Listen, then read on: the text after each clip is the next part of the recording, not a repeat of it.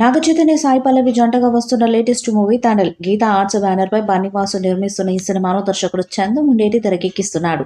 Pan India లెవెల్లో వస్తున్న ఈ సినిమాకు దేవిశ్రీ ప్రసాద్ సంగీతాన్ని అందిస్తున్నాడు. వాస్తవిక సంఘటనల ఆధారంగా వస్తున్న ఈ సినిమాలో శివరాత్రి బ్యాక్ డ్రాప్ లో ఒక సాంగ్ ఉండనుందంట.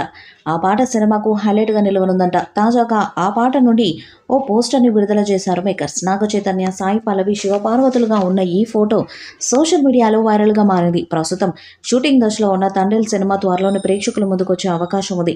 ఈ సినిమాలో శివరాత్రి నేపథ్యంలో వచ్చే ఓ పాటని 1000 మంది జూనియర్ ఆర్టిస్టులు డాన్సర్లపై చిత్రీకరించినట్లు చిత్రయూనిట్ పేర్కొని ఆ పాటకు సంబంధించిన లుక్ ని విడుదల చేసింది. ఆంధ్రప్రదేశ్లోని శ్రీకాకుళం జిల్లా డి మచ్చలేశ్వరం గ్రామంలో జరిగిన వాస్తవ ఘటనల ఆధారంగా రూపొందుతున్న చిత్రం తండేల్.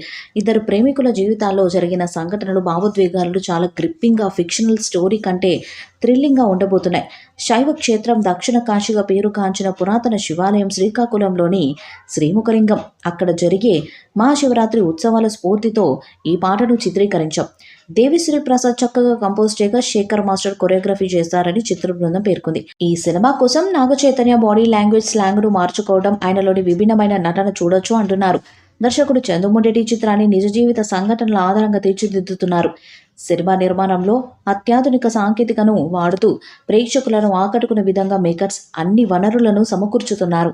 ఈ కథలో శ్రీకాకుళం జిల్లాలోని ప్రసిద్ధ శ్రీ ముఖలింగేశ్వర స్వామి ఆలయానికి కీలక పాత్ర ఉంది. ఆ ఆలయంలో జరిగే మహాశివరాత్రి ఉత్సవాలు సినిమాకు ప్రధాన ఆకర్షణగా నిలవనున్నాయి.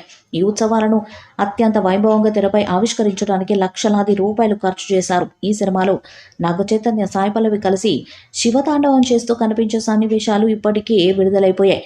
అందుకు ప్రేక్షకులు ఉత్సాహం పెరిగింది. తండ్రి సినిమా కొరకు నాగచైతన్య తనను తాను తగ్గించుకున్నాడని బన్నీవాస్ అన్నారు. రాజు పాత్రను పూర్తి స్థాయిలో అర్థం చేసుకుని ఒక సామాన్య వ్యక్తిగా మారిపోయాడని చెప్పుకొచ్చారు. ఈ వీడియోపై మీ అభిప్రాయాన్ని కామెంట్ బాక్స్లో తెలియజేయండి. వీడియో మీకు నచ్చితే లైక్ చేయండి, షేర్ చేయండి, కామెంట్ చేయండి. మరిన్ని అప్డేట్స్ కోసం మన ఛానల్ సబ్స్క్రైబ్ చేయండి.